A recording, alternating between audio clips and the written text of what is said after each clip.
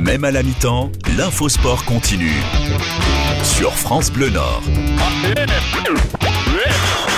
Et c'est la mi-temps, je le disais donc dans ce match entre Lille et Lyon, 18e journée de Ligue 1 pour le moment.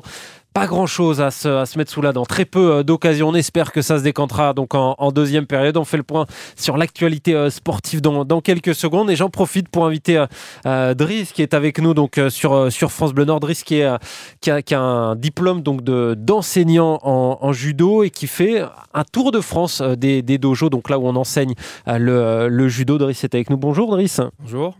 Alors comment t'es venu l'idée de faire ce tour de France des dojos? Donc tu as eu ton diplôme d'enseignant de judo et aujourd'hui tu t'es lancé dans un tour de France, donc tu fais le tour un petit peu de différents dojos. Comment tu les choisis et dans quel but tu es venu donc notamment sur l'île et à Lambersart particulièrement? C'est ça exactement, j'ai eu mon diplôme et puis voilà, on m'a proposé de reprendre un club à Avignon parce que c'est là d'où je viens. Mmh. Et il y a eu une personne qui s'appelle Jean-Marie Mailleux que j'ai eu pendant ma formation, qui a été très généreux. Et lorsque je lui ai proposé mon projet, il a été très généreux de me proposer son carnet d'adresses. Donc j'ai commencé par la Corse, après Lyon, et maintenant c'est ma 3e étape et je suis à Lambersart. Et donc tu vas faire le tour de France comme ça. T'as d'autres régions peut-être qui sont déjà sélectionnées pour la suite du voyage? Alors le but c'est que je passe justement un peu dans toutes les régions de France. Je ne sais pas si ça va être possible parce que voilà, c'est que ça dure que1 an. J'aimerais bien que ça dure un peu tout le temps, mais voilà, à un moment donné, il faut se poser. Mais ouais, c'est ça, c'est le but que je me donne, c'est de passer un peu de partout. Et là, donc, ça fait 3 semaines maintenant que tu es du côté de Lambersart. 4 semaines. Touche à sa fin, 4 semaines, pardon, 1 mois. Donc, c'est la fin donc, dans la semaine qui suit.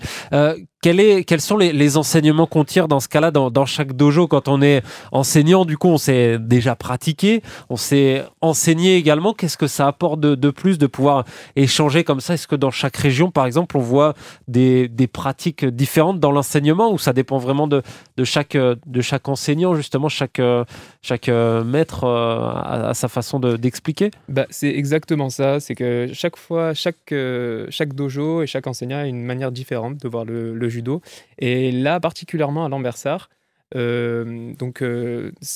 une manière différente. Il y a quelque chose qui s'appelle les katas, qu'on est obligé de passer pour avoir la ceinture noire. Et le prof s'inspire beaucoup des katas pour faire les cours. Donc Marc-Antoine Lecap, je tenais à le citer, s'inspire beaucoup des katas pour faire les cours. Donc voilà. Pour ceux qui ne font pas forcément de judo, je vous avoue que je suis pas ceinture noire moi de judo personnellement. Qu'est-ce que ça change justement? Qu'est-ce que ça modifie dans l'enseignement? Quels sont les critères importants justement? Alors moi à titre personnel, c'est juste que j'ai besoin de m'inspirer de toutes les manières de faire judo. Mais quand tu es un enfant, voilà, tu vas absorber comment est ton professeur. Si par exemple ton professeur s'inspire des katas, tu vas plus absorber les katas. Si ton professeur est plus axé pédagogie, tu vas plus absorber la pédagogie, plus compétition, etc., etc. Finalement, c'est un peu comme quand tu vas être en cours. Si un professeur va être plus en français, je parle évidemment en cours de CE1, CE2, va être plus axé français, tu vas plus absorber quelque chose de français. Et là, dans ce cas-là, Driss, en faisant ce tour de France donc des dojos que tu filmes également, c'est important, on pourra retrouver la vidéo notamment de ton passage donc à Lambersart sur YouTube notamment. Aujourd'hui, du coup, la force de ce Tour de France que tu vas continuer, donc que tu as commencé cet été, ça va être de pouvoir t'adapter également aux élèves, aux différents groupes que tu peux avoir justement avec les katas ou avec quelque chose d'un peu plus pédagogique peut-être pour des nouveaux judokas. Oui, j'aimerais bien également que ça... j'incite aussi beaucoup à le faire. Maintenant, que ce soit au judo, que ce soit dans n'importe quelle passion, j'incite beaucoup aux gens qui veulent faire un Tour de France ou quoi que ce soit, d'aller à la rencontre de leurs homologues. C'est d'ailleurs ce que je dis dans la prochaine vidéo qui est sur Lyon, mon passage à Lyon. J'incite vraiment à aller à la rencontre, voilà, que ce soit dans n'importe quelle discipline.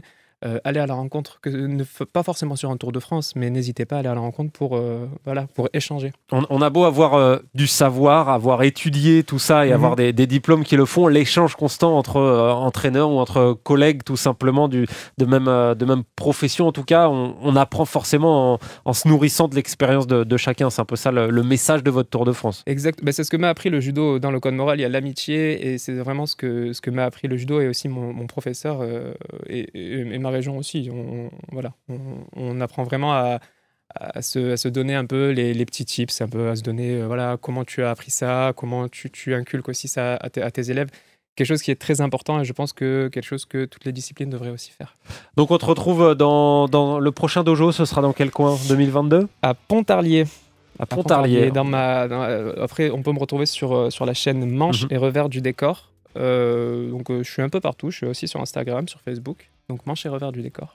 Manche et Revers du Décor, c'est noté. En tout cas, merci beaucoup Driss d'être passé nous voir. Merci de m'avoir invité. Bon Tour de France alors. Merci, à bientôt.